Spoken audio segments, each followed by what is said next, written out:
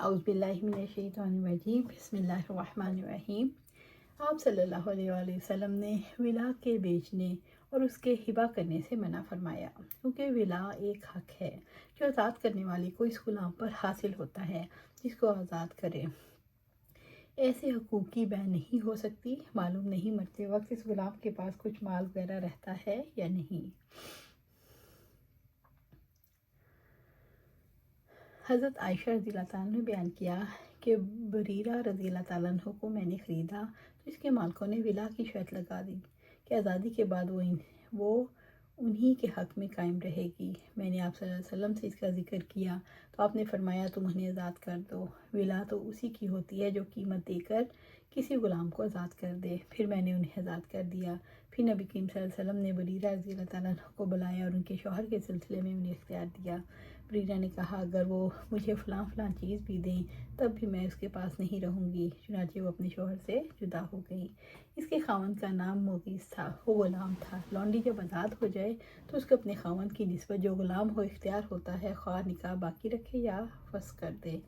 ایک روایت یہ بھی ہے کہ مغیث آزاد تھا مگر کستلانی نے اس کے غلام ہونے کو صحیح کہا ہے۔ یہ مغیث بریرہ کی جدائی پر روتا پھرتا تھا۔ آپ صلی اللہ علیہ وسلم نے بھی بریرہ رضی اللہ عنہ سے سفارش فرمائی کہ مغیث کا نکاح باقی رکھے، مگر بریرہ نے کسی طرح اس کے نکاح میں رہنا منظور نہیں کیا۔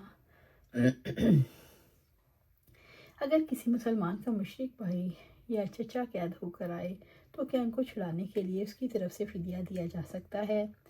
انس رضی اللہ تعالیٰ عنہ نے کہا حضرت عباس رضی اللہ تعالیٰ عنہ نے فرمایا میں نے جنگ بدر کے بعد قید سے آزاد ہونے کے لیے اپنا بھی فدیہ دیا اور عقیل کا بھی، حالانکہ اس غنیمت میں حضرت علی رضی اللہ تعالیٰ عنہ کا بھی حصہ تھا جو ان کے بھائی عقیل اور چچا عباس رضی اللہ تعالیٰ عنہ سے ملی تھی۔ یہ عبارت لا کر امام بخاری رحمۃ اللہ علیہ نے حنفیہ کے قول کا رد کیا جو کہتے ہیں آدمی اگر اپنے محرم کا مالک ہو جائے تو مالک ہوتے ہی وہ آزاد ہو جائے گا، کیونکہ جنگ بدر میں عباس اور عقیل رضی اللہ عنہ قید ہوئے اور علی رضی اللہ تعالیٰ عنہ کو ان پر ملک کا ایک حصہ حاصل ہوا۔ اسی طرح آپ صلی اللہ علیہ وسلم کو حضرت عباس رضی اللہ عنہ پر مگر ان کی آزادی کا حکم نہیں دیا گیا۔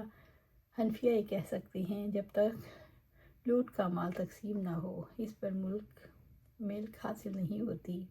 امام بخاری کا منشأ باب یہ ہے ذی رحم محرم صرف ملکیت میں آ جانے سے فوراً آزاد نہیں ہو جاتا، کیونکہ جنگ بدر میں حضرت علی اور آپ صلی اللہ علیہ وسلم کے ہاتھوں آپ کے محترم چچا حضرت عباس رضی اللہ عنہ لگے اور حضرت عقیل جو ابھی ہر دو مسلمان نہیں ہوئے تھے اور یہ اسلامی حکومت کے قیدی تھے جن کو بعد میں فدیہ ہی لے کر آزاد کیا گیا۔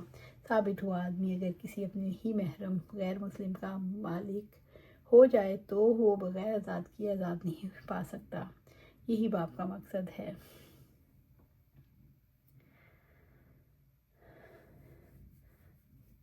انس رضی اللہ تعالیٰ نے بیان کیا کہ انصار کے بعد لوگوں نے آپ صلی اللہ علیہ وسلم سے ملاقات کی اور اجازت چاہی اور آ کر عرض کیا آپ ہمیں اس کی اجازت دیجیے کہ ہم اپنے بھانجے عباس کا فدیہ معاف کر دیں۔ آپ نے فرمایا نہیں، ایک درہم بھی نہیں چھوڑو۔ عباس کے والد عبد المطلب کی والدہ سلمہ انصار میں سے تھی، بنی نجار کے قبیلے کی، اس لیے ان کو اپنا بھانجا کہا۔ سبحان اللہ، انصار کا ادب یوں نہیں عرض کیا اگر آپ اجازت دیں تو آپ کے چچا کو فدیہ دے کر معاف کر دیں، کیونکہ ایسا کہنے سے گویا آپ صلی اللہ علیہ وسلم پر احسان رکھنا ہوتا۔ آپ صلی اللہ علیہ وسلم خوب جانتے تھے حضرت عباس مالدار ہیں، اس لیے فرمایا 1 روپیہ بھی ان کو نہ چھوڑو۔ ایسا عدل انصاف اپنے سگے چچا تک کو بھی کوئی رعایت نہ کی پیغمبری کی کھلی ہوئی دلیل ہے۔ سمجھدار آدمی کو پیغمبری کے ثبوت کے لیے کسی بڑے معجزے کی ضرورت نہیں، آپ کی ایک ہی خصلت ہزار معجزوں کے برابر تھی۔ انصاف ایسا، عدل ایسا، سخاوت ایسی، شجاعت ایسی، صبر ایسا، استقلال ایسا، سارا ملک مخالف، ہر کوئی جان کا دشمن، مگر اعلانیہ توحید واز فرماتے رہے، بتوں کی ہجو کرتے رہے۔ آخر میں عربوں ایسے سخت لوگوں کا کایا پلٹ دی، ہزاروں برس کی عادت بت پرستی کی چھڑا کر انہی کے ہاتھوں ان کے بتوں کو توڑوایا۔ پھر آج 1300 برس گزر چکے، آپ کا دین 1400 برس گزر کے شرکن گربن پھیل رہا ہے۔ کیا کوئی جھوٹا آدمی ایسا کر سکتا ہے یا جھوٹا آدمی کا نیک اس طرح پر قائم رہ سکتا ہے؟ آپ صلی اللہ علیہ وسلم نے کیوں منع فرمایا؟ اس کی علت میں اختلاف ہے۔ بعض نے کہا اس لیے کہ اس وقت حضرت عباس مشرک تھے، اور یہ بھی کہا گیا کہ آپ نے اس لیے منع فرمایا کسی مسلمان کے دل میں کوئی بدگمانی پیدا نہ ہو کہ آپ نے صلی اللہ علیہ وسلم نے اپنی چچا کے ساتھ ناروا رعایت کا برتاؤ کیا۔